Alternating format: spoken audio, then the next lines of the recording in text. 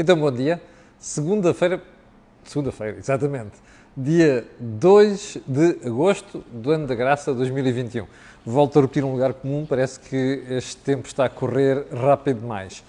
Bem, e antes de irmos ao programa de hoje, quero só lembrar duas coisas. Amanhã vamos ter, hoje vamos ter, como sempre, o dia D.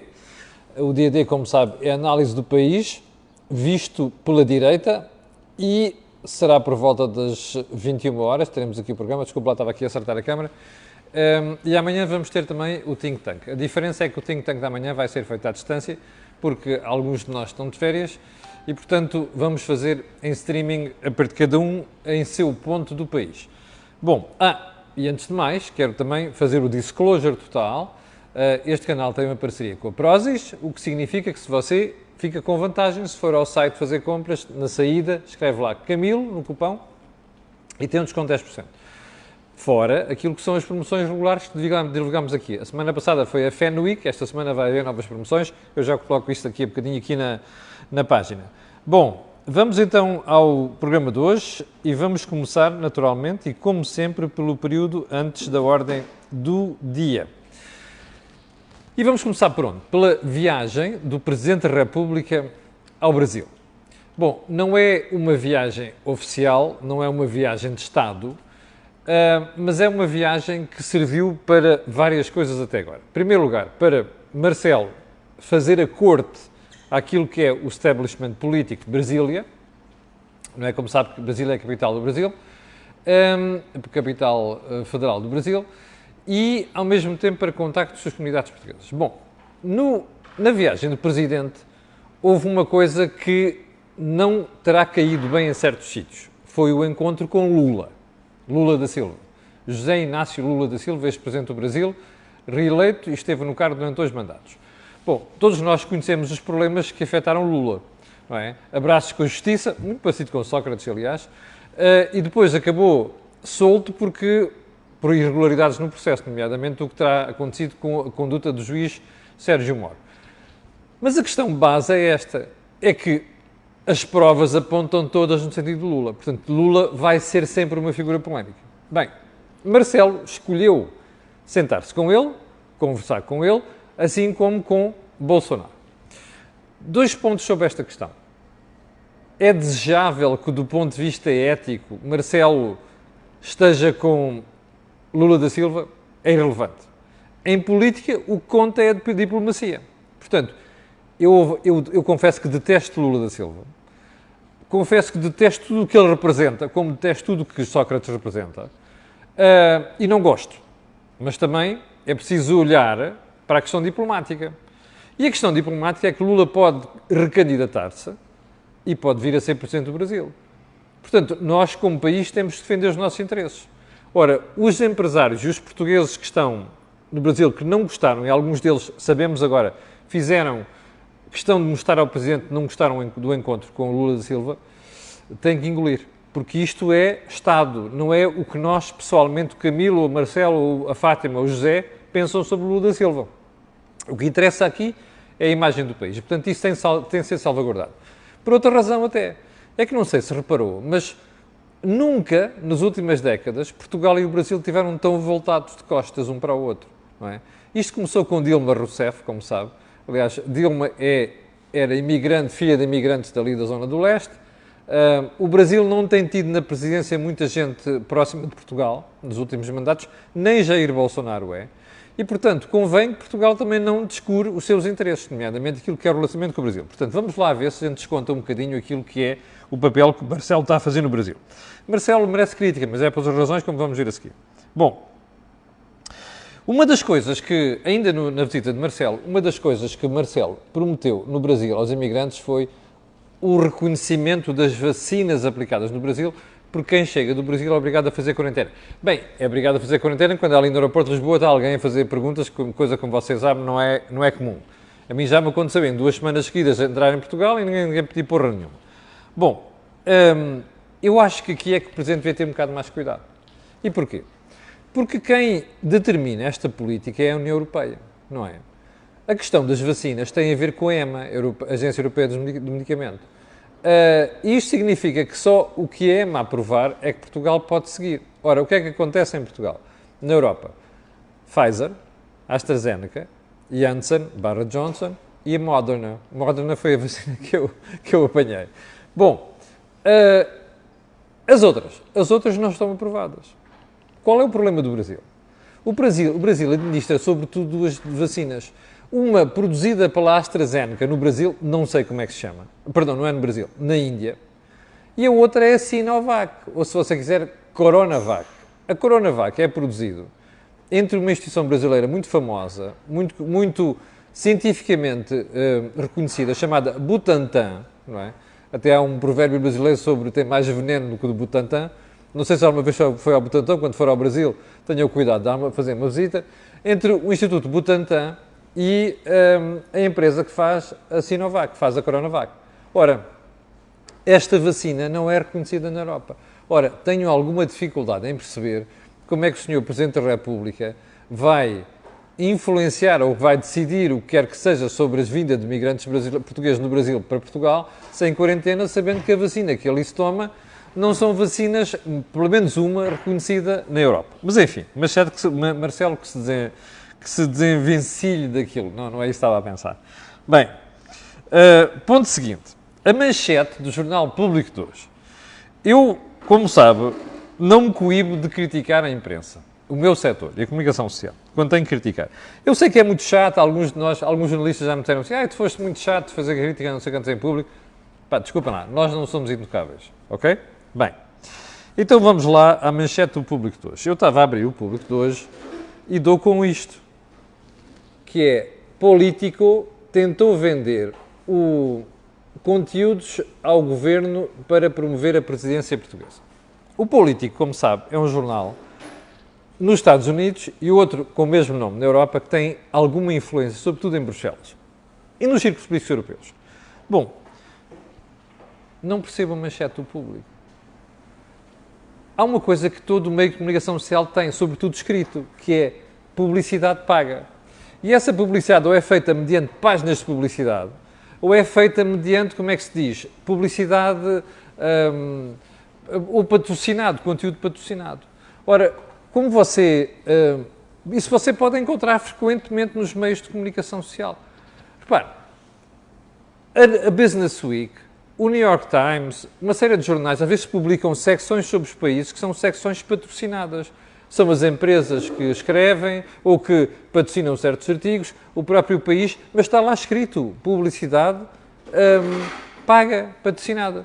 Ora, não estou a perceber muito bem qual é que é o problema do Público com o Político por ter feito isto. Mais é que é frequente este e outros jornais, veja, por exemplo, suplementos do Wall Street Journal, do próprio New York Times, do Financial Times, que fazem estas coisas. Desde que esteja lá escrito, olha, isto é patrocinado, o conteúdo é pago, ou seja, é como se fosse um artigo, mas está lá escrito, é patrocinado. Ora, quem está a ver tem o disclosure, assim como eu digo assim aqui, bom, este canal tem uma parceria com a Prozis, você pensa o que quiser a partir daí, não é? Agora, uma coisa é certa, está lá escrito, está lá feito o disclosure. Desculpem lá. Isto é notícia. Agora, manchete do jornal. Bem, eu às vezes fico a pensar das duas uma. Ou a malta não sabe o que é prioridade da informação, ou então não faz contas. Porque cheira-me que quem começa a fazer manchetes destas, não pode esperar vender muito. Não sei se a malta se preocupa com a linha cá de baixo, o bottom line lá no Público, mas eu preocupar-me-ia. Mas pronto, isso é apenas uma crítica minha. Eu não percebo isto, sinceramente. Bom, ponto seguinte. Já agora fica só a saber, houve uma série de países que fizeram e fazem isto, e não apenas na presença da União Europeia. Bem, ponto seguinte. O debate sobre a terceira dose da vacina contra o Covid. Como sabe, nós já estamos, metade do pessoal a correr para aqui, metade do pessoal a correr para ali, e deve ser feito, não deve ser feito, não sei das quantas, é isso e o debate sobre as criancinhas. Já lá vamos a seguir. Bom, há uma coisa que me faz impressão. Eu não sei se deve ou não dar terceira dose, mas convém que a gente esteja informado. Ora, as informações sobre testes feitos nas últimas semanas, nos países onde começou a vacinação em primeiro lugar, estão a mostrar uma quebra grande de anticorpos a partir dos 6 meses. Primeira pergunta. Nós não devíamos estar atentos a isto. Segunda pergunta. Nós não devíamos estar a discutir isto internamente, mas não é discutir em feira, em estilo feira, sem desprimor para as feiras. É discutir com algum critério científico e depois político, porque há uma decisão política por trás disto tudo. Porquê é que eu digo isto? Porque normalmente nós somos apanhados com a calças na mão, ou seja, já o problema está em curso e de repente o pessoal acorda, pá, que chatice e tal. Bom, se calhar convém pensarmos nisto agora, não é? Porque quando o problema acontecer, já pode ser tarde demais. Ai, não há vacinas, não sei das quantas. Mas o pessoal está todo feliz agora com o início do desconfinamento, ou a libertação, como queiram chamar. Nós não sabemos se houver uma quebra grande de anticorpos, ou se houver uma outra variante qualquer, daqui a uns meses não temos de estar a tomar medidas difíceis. Portanto, este debate tem que começar a ser feito agora. Não é um estilo habitual, como você sabe, na sociedade portuguesa. Bem, ponto seguinte, Patrícia Mamona. Além da prata, há uma coisa que eu quero realçar. O que ela disse, somos pequenos, mas somos tão grandes. É verdade. Nós, quando queremos, conseguimos fazer as coisas. Mas mais importante do que isso, é a atitude. É a atitude. Eu estava a ver a Patrícia Mamona ontem a falar do período anterior ao salto dela e estava a ouvir o Fernando Pimenta hoje de manhã, na RTP, depois de ter ganho a primeira pré-eliminatória. Ouvir aquelas pessoas é um encher a alma, porque aquelas pessoas têm a ambição no sangue. A mesma história de Jorge Fonseca. Eu critiquei aqui a Rachel Nunes, como sabe, na sexta-feira, porque ela, eu peço desculpa. Este choradinho não interessa a ninguém. O que interessa é a gente ter no sangue a ambição, a vontade de ganhar, a vontade de ir mais longe. Epá, no fim, ganhamos ou não, mas o que interessa é se demos tudo ali, sangue, suor e lágrimas. O resto é conversa. Portanto, olhos para estes atletas, que eu acho que eles deviam ser o nosso porta-estandarte. Ponto seguinte. Um assunto que eu tenho vindo aqui a falar nas últimas semanas, dada a relevância que tem. Eu hoje estava a ver o Correio da Manhã de hoje, a manchete do Correio da Manhã de hoje, onde aqui isto está, e recordei-me de uma conversa que tive na CMTV esta semana, na semana passada, sobre a história do Benfica e o que está a passar no Benfica. Olha aqui esta parte de cima aqui da manchete do Correio da Manhã. Diz, nada mais, nada menos, que a direção do Benfica teve conhecimento das conversas sobre a venda da SAD, que é aquilo que está em cima da mesa, que é um dos aspectos que a mim mais me incomoda. Não é por venderem um estrangeiro, como sabe, quem me acompanha sabe que eu defendo isto há muitos anos, porque as SADs não têm capitais próprios para desempenhar a sua atividade, mas por outra razão. É que isto tem que ser comunicado aos sócios, aos outros acionistas, tem que ser comunicado à CMVM, e não foi. O que o Correio da Manhã diz é que a direção do Benfica, inclusive, deixa-me lá ir aqui, que é para não cometer qualquer erro e não ser injusto, ok? O Correio da Manhã diz assim: direção conhecia planos de Vieira. Estamos a falar da venda da SAD do Benfica acertada em 2017. Nós estamos em 2021. Eu não sei se isto é verdade. Mas há uma coisa que me preocupará se for verdade. A primeira é porque é que há muita gente a dizer que não sabia nada, não viu nada. Uma das coisas que eu disse na CMTV na semana passada é que eu não sei se toda a gente lá está inocente, não é inocente no sentido de cometer algum crime, ok? Não é isso, é. Não sei se está inocente na questão do eu não soube tudo o que estava a passar. Não sei se haverá inocentes, acredito que haja.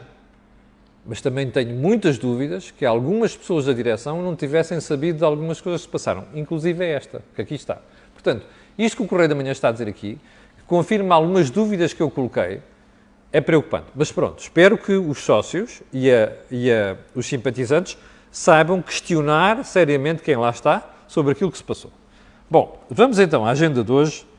E a agenda de hoje vai começar por... Deixe-me ir aqui a manchete, desculpe lá. A agenda, aliás, pelas moratórias. Houve pessoas que me escreveram no fim de semana a dizer assim: então, olha, você vai comentar na segunda-feira? Não vou comentar. Porque aquilo que ouvi na sexta-feira sobre a solução que os bancos devem adotar para as pessoas e para as empresas não me convenceu, do ponto de vista de informação. E, portanto, durante o dia de hoje, vou fazer perguntas sobre aquilo que foi noticiado na sexta-feira para perceber o que é que tem alguma aderência à realidade ou não. Há uma coisa que me preocupa já, que é a forma logo precipitada, como vi pessoas da DECO irem correr, dizer, isto está bem, isto aquilo está mal, devia-se pôr mais apoio às pessoas. Há uma coisa que lhe quero explicar assim, que é muito importante. Quando você toma uma decisão errada na sua vida, ou profissional ou empresarial, e fica à rasca, desculpa-me a expressão, tropa, das duas uma, ou vai à falência, ou arca com o problema, ou então alguém vem ajudar. Este ato do alguém vem ajudar é uma coisa com custos, não é? Ou vem a sua família, ou vem os seus amigos, dizem assim, estás à rasca, a gente vai te emprestar dinheiro, ou dar-te uma parte de dinheiro para tu resolveres o problema. Isto tem um custo, que é alguém que empresta o dinheiro ou que dá o dinheiro fica sem ele. Bom, e tem outro custo, que é a pessoa que está ali diz assim, sobretudo se for a segunda ou terceira vez, eu estou à vontade, no futuro, quando eu tiver que tomar decisões, tomo-as, porque sei que alguém me vai me pôr a mão por baixo. Isto está errado. Bom, na história do crédito, os portugueses são useiros e invezeiros e cometer erros. Já cometeram durante aquela fase toda que foi dar a crise financeira. Eu pensava, erradamente, que se tinha aprendido com isto. Não se aprendeu. E agora, com as histórias obrigatórias, surge a mesma questão. É bom que você que está desse lado não esqueça de uma coisa. Quando ouvir um governo dizer assim, vamos arranjar uma solução que é dar garantia àquelas pessoas ou ajudar aquelas pessoas, não se esqueça que é você que vai pagar. Ok? Porque se alguma coisa correr mal e essa pessoa ou empresa não pagar, quem assume é, na linguagem da esquerda, o Estado. Na linguagem dos realistas é você. Ok? Fátima, Manuel, Duarte, Eduardo, Camilo, José, percebe? Que são quem? Que são quem paga impostos. É bom não esquecer isto. Portanto, quando você quiser ser generoso, não se esqueça de pensar assim, são os meus impostos que estão a pagar esta generosidade. Se em casos raros se justifica, eu percebo que sim. Noutros casos, não. As pessoas têm de ser responsabilizadas pelos atos errados que adotam, nomeadamente a nível financeiro, com a sua vida financeira. É bom não esquecer isto, porquê? Porque, em última instância, é sempre o contribuinte que paga estas marmeladas. Mas, como eu ainda não sei alguns daqueles detalhes, prometo que amanhã voltarei ao assunto, porque me vou informar hoje melhor, porque não fiquei convencido com aquilo que ouvi na sexta-feira. Bom, vamos então agora à questão principal, que tem a ver com... olha, acabámos de saber agora que a Teresa Portela também conseguiu qualificação. Fantástico. No remo. Vacinação de crianças. Bem, na semana passada assistimos a mais uma cena com a nossa querida avózinha Graça Freitas a vir botar faladura sobre a decisão da Direção-Geral de Saúde sobre a vacinação das crianças, dos 12 aos 17 anos. E então, depois de muito pensar, a DGS pariu um rato, não é? Que foi, esta questão nós não vamos pronunciar. A única coisa que temos a dizer é as pessoas devem ser vacinadas com base em critérios médicos. Bom, eu lembro que, ao estar a ouvir isto, estar uma pessoa ao meu lado, uma colega minha, e ela dizer assim, olha, decisão acertada. E passou-me um calafrio pela espinha. Espera aí, decisão acertada. Vamos lá ver se a gente se entende. Então é assim, imagine você, olha, na mesma turma, estamos a falar de jovens, qual é o problema disto? É o recomeço das aulas, nem as férias. Porque nas férias as pessoas estão mais ou menos dentro da mesma bolha familiar. Vamos imaginar que nós estamos em aulas. E há aqui o filho desta pessoa que foi a um especialista qualquer. Isto foi-me contado por um médico no fim de semana, ok? Vai este médico e diz, o que é que você acha? Ele diz, acho muito bem. Toma lá a prescrição, vai ser vacinado. Bom, agora veja ali do lado que o médico não acredita muito e diz assim, olha, o risco de miocardites para os putos é muito grande, eu não estou de acordo. Portanto, desculpa, eu não recomendo a vacinação. Bem, na mesma turma, nós temos uma pessoa vacinada e uma pessoa não vacinada. Primeira pergunta. Se houver um azar com uma destas crianças, ou com qualquer outra, o que é que acontece? Vá lá. Bom, de isolamento profilático. Mais. E se não for uma questão de isolamento profilático, pegar outras pessoas? Está a ver o problema? Você com estas... É nisto que é preciso pensar. Eu não estou a dizer que se deve fazer, como deve fazer. Eu não tenho competência para isso. Agora, o que me faz impressão é a ligeireza do debate em Portugal nestas matérias. É isto que nós temos neste momento. Bom, agora vamos a outra situação. E o risco, não sei... mas o risco não sou eu que tenho que dizer, nem um médico isoladamente. Tem de haver corpos, tem de haver instituições que dizem sim ou não. Na vida há sempre risco para tudo. Nós temos que pesar os benefícios são maiores que os riscos ou os riscos são maiores que os benefícios?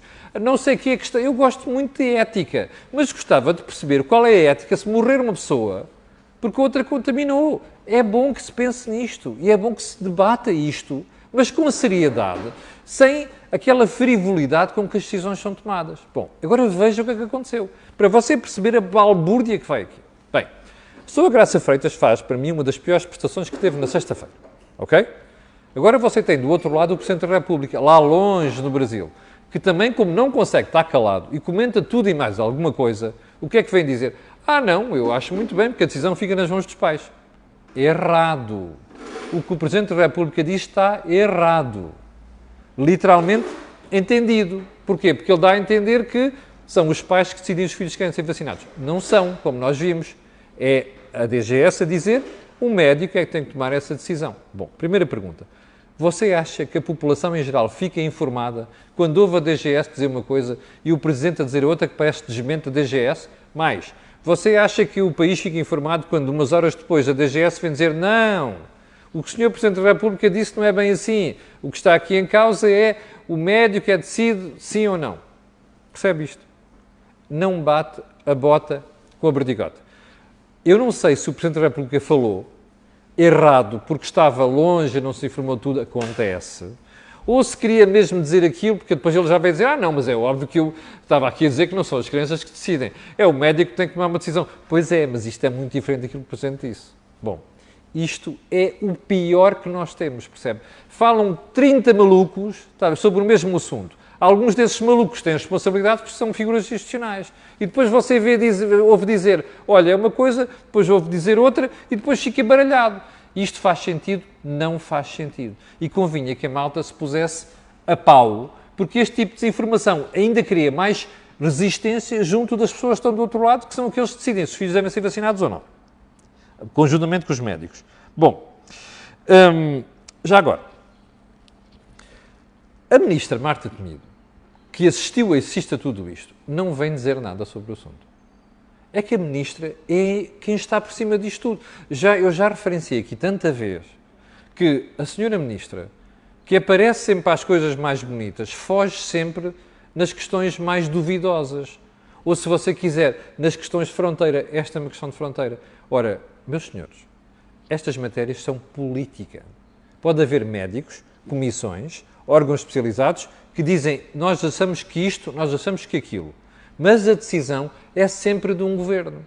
É sempre uma decisão política. Portanto, não podemos ter a Ministra da Saúde de fora deste debate. Vamos ver o que é que ela diz nas próximas horas. Bem, ponto seguinte. Fim de semana. Ministra Mariana Vieira da Silva, em entrevista, perorou sobre várias coisas, mas houve dois aspectos muito importantes. A primeira foi quando ela disse, não, nós não nos vamos juntar ao PST para resolver ou tomar decisões quaisquer em matéria de crise. Ah, não, nós temos quando a opção não é a mesma, as soluções não são a mesma, eles têm soluções completamente diferentes das nossas. Bem, primeiro não têm, ok? Isto é a ministra Vieira da Silva falar. O PSD e o PS não se diferenciam muito. E já expliquei aqui porquê variedíssimas vezes, já tive aqui pegas com gente que apoia o Rui Rio por causa disto. Não se diferenciam. Mas agora, porquê é que a ministra vem fazer esta figura? É muito simples. Mariana Vieira da Silva é a ministra que coordena, a ministra da Presidência, coordena, digamos assim, a ação política do governo. Qual é a urgência do governo neste momento? É salvar o orçamento de 2022. E esse orçamento só é salvado se houver um acordo com o Partido Comunista Português, eventualmente com o Bloco de Esquerda, seguramente com o PAN. Portanto, o que ela está a fazer é, meus senhores, tranquilizar a extrema-esquerda com quem dorme. Não é? Ela e o resto dos membros do governo. Dorme, obviamente, entre aspas, não é? Não estou aqui a insultar ninguém. Verdade seja dita. E, portanto, a preocupação aqui é, deixa-me acalmar estes meninos com quem a gente tem que dormir, porque nós temos de salvar o orçamento de 2022. Não interessa qual é o preço, não interessa qual é o custo. Portanto, a segunda coisa importante que ela diz é, não, o PSD fez assistência à extrema-direita. Primeira coisa, assim, a extrema-direita em Portugal tem um peso residualíssimo. Percebe? Tal como aqueles malucos die hard, aqueles mais violentos da extrema-esquerda. Vamos ser honestos. Não é isto que está em causa, nem à extrema-esquerda, nem à extrema-direita.